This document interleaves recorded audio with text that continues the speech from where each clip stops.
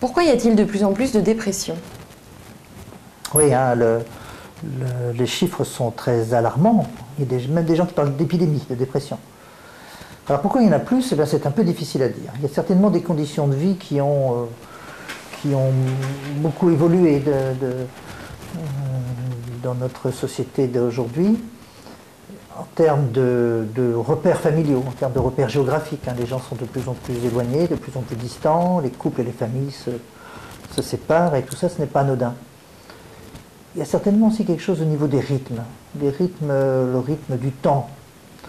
Aujourd'hui, tout va plus vite, tout est accéléré, l'information, les échanges, le travail, tout va beaucoup plus vite, et ça génère certainement beaucoup d'épuisement et beaucoup de difficultés pour une partie des gens à s'adapter et à suivre ce rythme-là. Hein, je parle de cette pression professionnelle, de pression financière.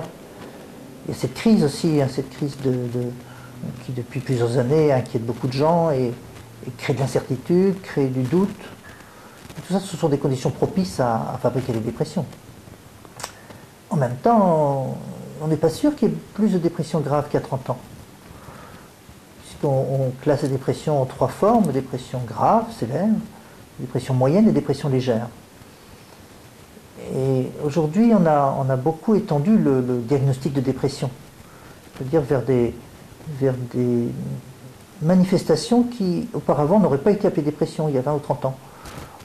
Ce sont par exemple des crises qui surviennent dans les phases intermédiaires de la vie, dans les phases où les gens doivent quitter la maison, par exemple, où les gens déménagent, où les gens attendent un enfant, où les gens viennent de perdre un proche.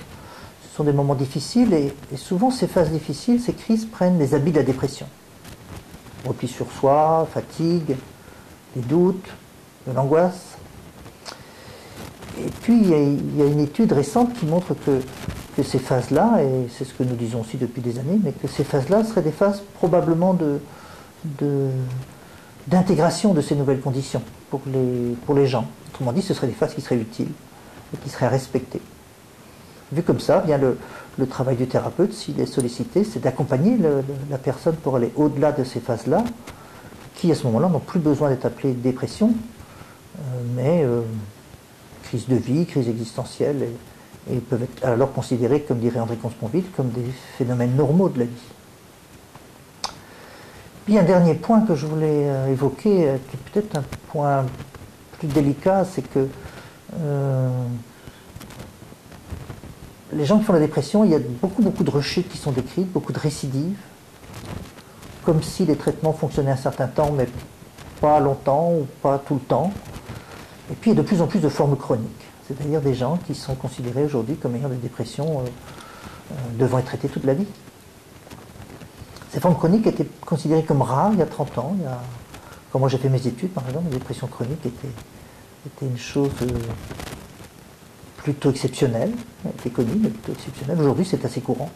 Et là, il y a un vrai phénomène nouveau dont on va devoir aussi prendre toute la mesure.